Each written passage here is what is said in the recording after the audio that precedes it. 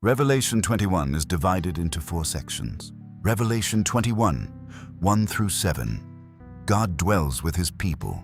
God dwells with his people in renewed creation, abolishing death, grief, and pain, while freely granting living water and eternal inheritance.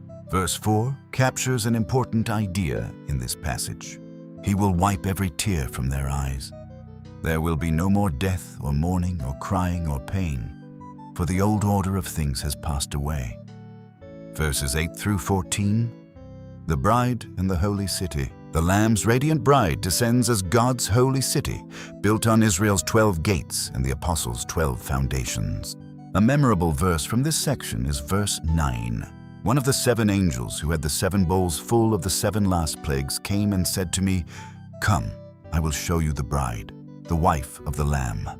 Verses 15 through 21. The city's perfect measure.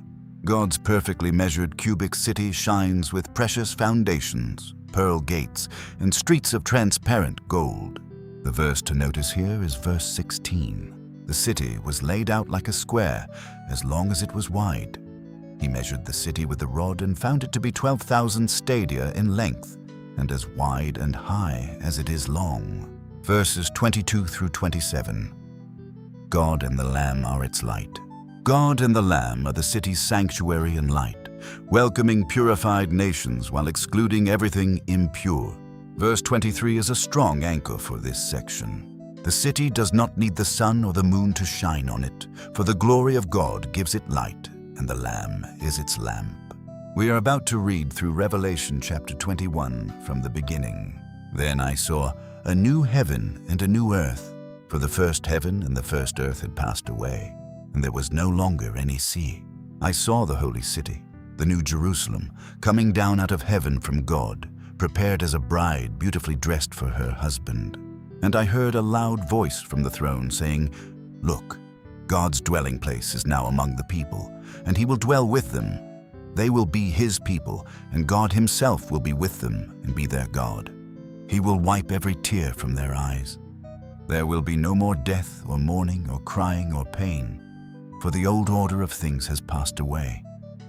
He who was seated on the throne said, "I am making everything new." Then he said, "Write this down, for these words are trustworthy and true." He said to me, "It is done. I am the Alpha and the Omega, the beginning and the end. To the thirsty I will give water without cost from the spring of the water of life. Those who are victorious will inherit all this, and I will be their God, and they will be my children. But the cowardly, the unbelieving, the vile, the murderers, the sexually immoral, those who practice magic arts, the idolaters and all liars, they will be consigned to the fiery lake of burning sulfur. This is the second death."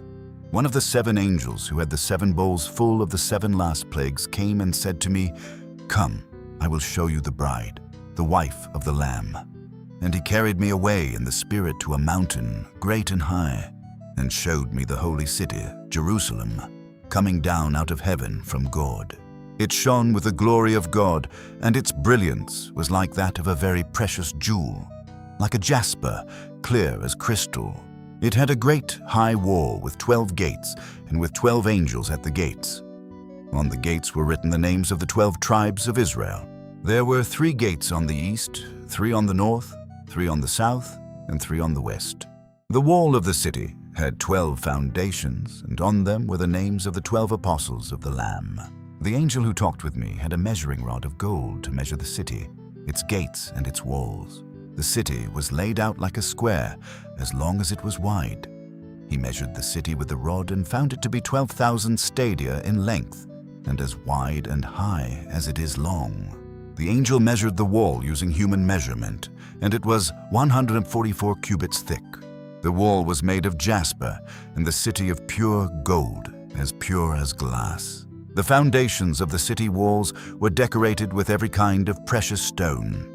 The first foundation was jasper, the second sapphire, the third agate, the fourth emerald, the fifth onyx, the sixth ruby, the seventh chrysolite, the eighth beryl, the ninth topaz, the 10th turquoise, the 11th jacinth, and the 12th amethyst. The 12 gates were 12 pearls, each gate made of a single pearl. The great street of the city was of gold, as pure as transparent glass. I did not see a temple in the city, because the Lord God Almighty and the Lamb are its temple. The city does not need the sun or the moon to shine on it, for the glory of God gives it light, and the Lamb is its lamp. The nations will walk by its light, and the kings of the earth will bring their splendor into it.